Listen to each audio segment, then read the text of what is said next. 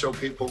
I've never said anything bad about Bill Belichick. I know everybody tries to say I do because his record speaks for itself. He is probably the greatest one ever. But I think he wanted to try a different way.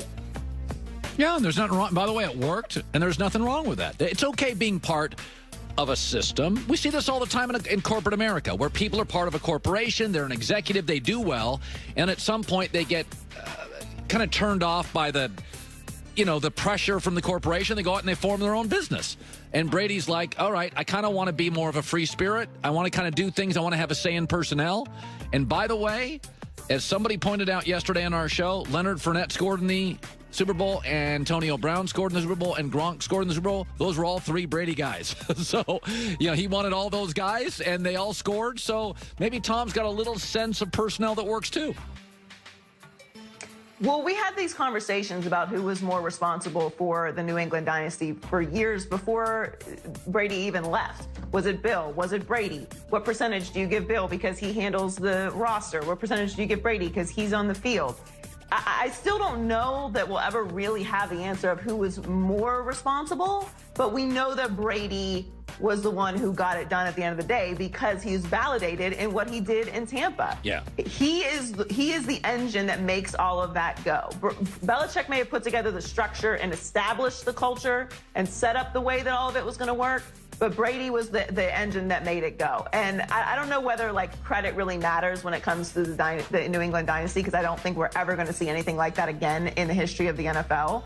It was just too much and too perfect, and too many things had to go the way that it did for it to end up that way. Yeah. But I get excited because I'm like, man, I can't wait until the documentaries come out and the books come out and we get all the behind the scenes juicy stuff, because it's so fun.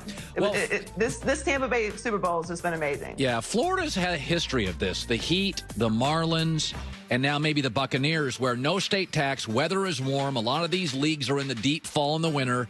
It is easy to talk players to come down to a Florida team, say, come on down in the warm weather. We're winning. We're good. This puppy won't last forever. But for 2 or 3 years, you can be part of something special. It feels like Florida organizations are not always brilliantly run, but they're very attractive as you age as a professional athlete. Your bones get a little sore. The weather's good. The humidity's good. The state tax is nothing. Your family's got a ton to do when you're at practice. So it feels like the Bucs. I saw a story yesterday. Tom's out there saying, come on down and join us. I can see where guys are totally looking for one-offs and one-year deals in Tampa. That's Joy Taylor with the news. Well, that's the news. And thanks for... Barber shave cream. I use it now that I have a full, rich beard like a Wolverine. Available at major retailers, Amazon, and CremoCompany.com, CREMO. Good to have you in today. A little energy today. I'm back on my B game. I'm feeling pretty strong. So here's another story I don't buy. It's nothing against the person reporting it. I just don't buy it. That Russell Wilson has his eye on the Cowboys, according to Mike Florio. He was on a Dallas station. He said that. Maybe he was, ingratiating himself to the host. I don't buy this at all. But I will say this. There's a lot of rumblings with Russell Wilson right now. And Russell Wilson never says anything. I take a week off, and he's suddenly Howard Stern. He's controversy at every turn. And Florio says Russell, eye on Dallas. Now, I don't think it's crazy. Dallas is a kind of a star. Jerry Jones likes to create stars. I think Russell Wilson feels sometimes he's jammed up in the Pacific Northwest. But it is funny. The power of likability. It is really funny.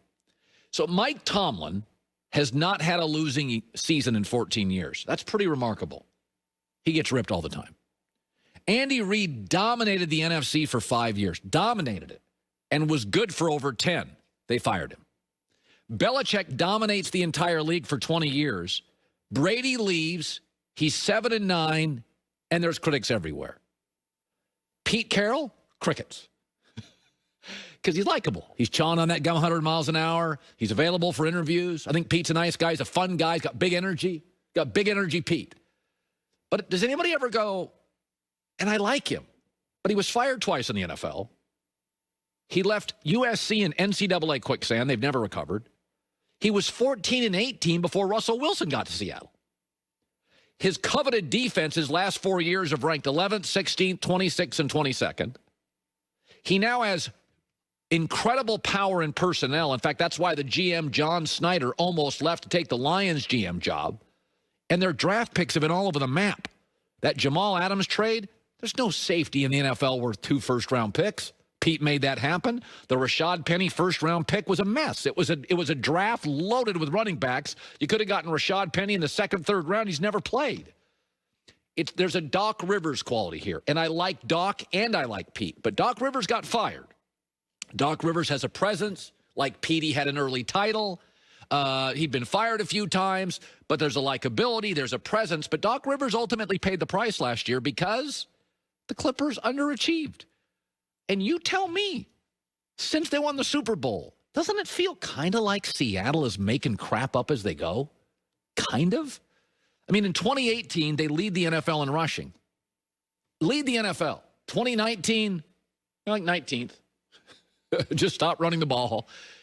Jamal Adams trade, offensive line always feels suboptimal.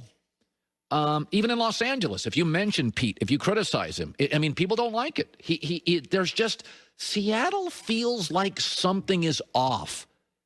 We ripped Tomlin. We ripped Belichick. We ripped Andy Reid. We criticize everybody.